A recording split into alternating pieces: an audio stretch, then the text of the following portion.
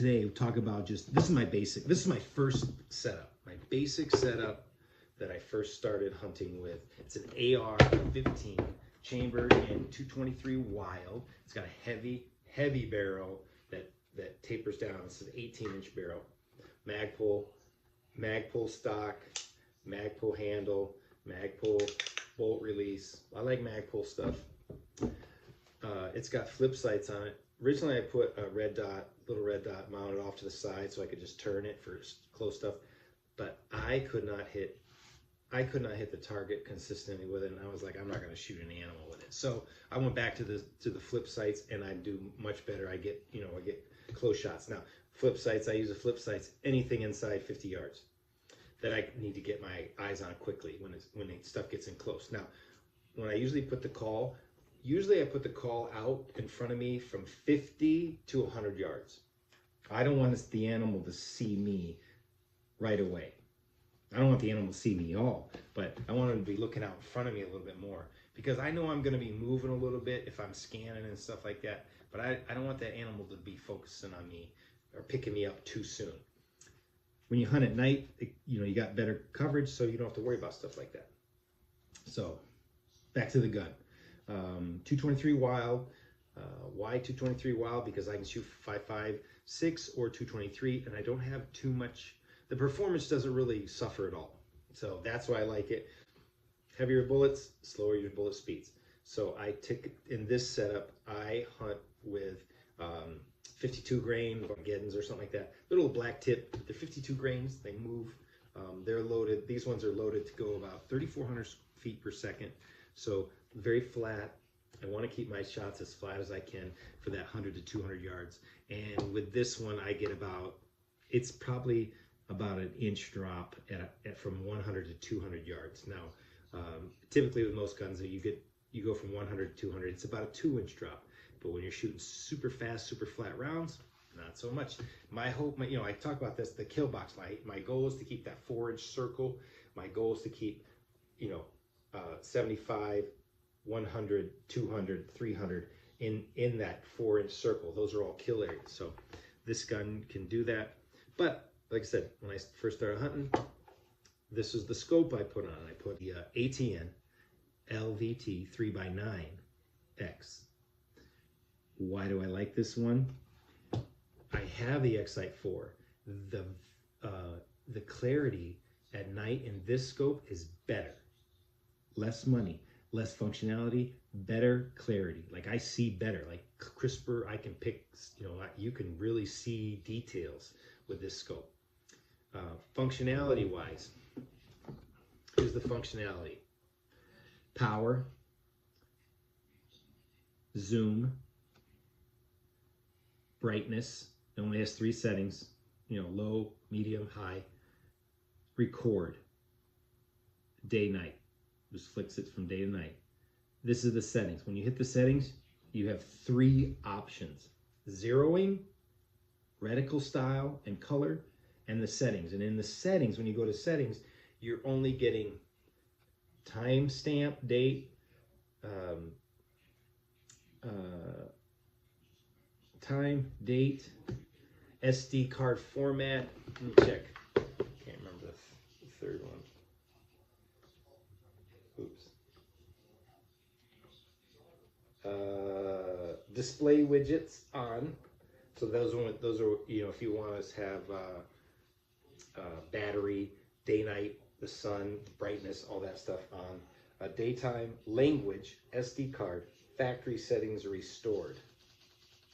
And that's it. But yeah, so and then your reticles in the zeroing, that's it. It's just one thing. When you get to the reticle style, you pick the style. There's only six different styles of reticle, and there's 7 different colors. So that's it, and that's all your options for this scope. But the field of view is very clear, and accuracy wise, once you get it zeroed, it holds its zero. I'm running the ATN 850 Supernova on the front. Now this scope came with a tiny little light. It was POS. It broke. I sent it back. It broke. They sent me 3. All 3 of them broke. And then finally, I just sent them all back to the guy, and he ended up saying, "Hey, I'm gonna make this right." So he sent me two of the Supernova 850s. I love these because not only is it a good light, but the mount that it comes on, you can control left and right, elevation, and brightness. So it's much better. Now 850, pretty good. I know with a 950 sometimes you see look at the difference. So when you mount that on the front of your gun, it's a lot of weight. This is a lot of weight. But I use this for other things. When I practice, I mount it on a flat rail, and then I use another one and I illuminate my area that I'm shooting in, because when I practice at night, because I shoot at night. So those are, you want to practice how you're going to hunt. I'm telling you, you'll have way more success if you just get familiar with things, and you're hunting in the dark, and you start to train your eyes about distance and depth, because it is in the dark. It's a whole different animal. Now, if you got range finders and you got infrared with range finders and thermal with range finders, you don't have to worry about any of that stuff. But you're going to pay a premium for that. So with this, I didn't pay a premium, $300. These lights are probably $150 a piece, but I didn't pay for those either. But they'd be $150 a piece. That's what I like about this scope. I think I still left it on. I'm gonna check it. Okay. And but what I like about it is the functionality. When I'm ready to record, it always works. It's my X-Sight 4. I have issues with it. I have to update the firmware. I've never updated the firmware with this. It's never crashed on me. I've never had any issues with it. That's why I like it. That's why I still have it. Because if anything happens to my other ones that I hunt with, man, I'm just gonna take this off, put it on that rifle, and go. But this rifle I use for people I take hunting with. So I'm not using this rifle that much anymore, but I do take guys out hunting that have never hunted at night before, and this is a rifle I set them up with, and they love it.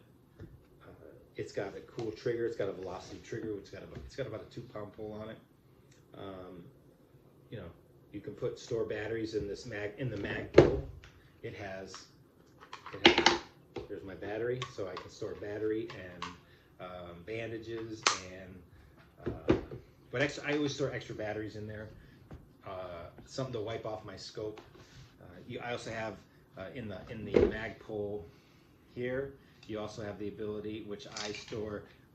Usually I store extra. Sometimes I'll store a battery, but I'll store Allen wrenches, and I'll usually put a little bottle of lube in there. So things like that. And it's getting late. It is getting late. It's the day before Thanksgiving.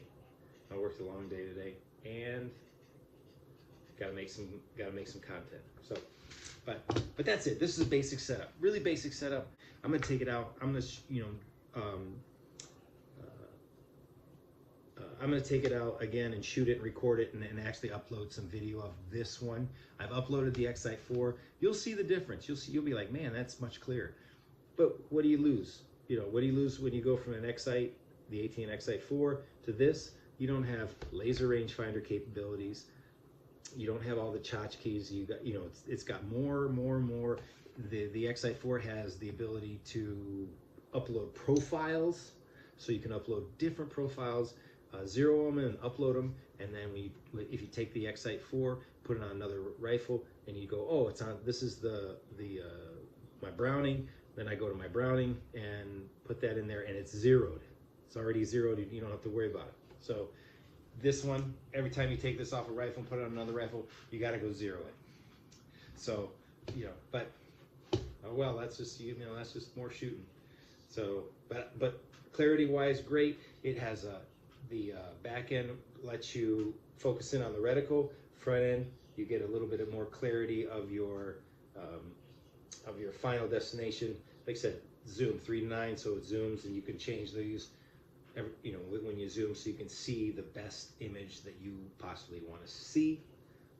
And that's it. So hey, if you like the content, like, share, and subscribe, because the more videos that people like, the more content I'm going to put out there. All right, everybody, take care.